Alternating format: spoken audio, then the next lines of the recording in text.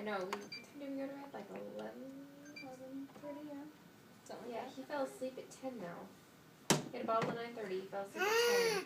I woke up at 2:30, like, oh, he hasn't eaten since 9:30. Was he mad when you woke him up? No. I came downstairs. He fussed when I changed his diaper, but he didn't actually cry. I gave him the bottle, he drank the whole thing, he burped, and he was asleep again. Oh. The only bummer right now is when I wake up with him, once I put him back down, I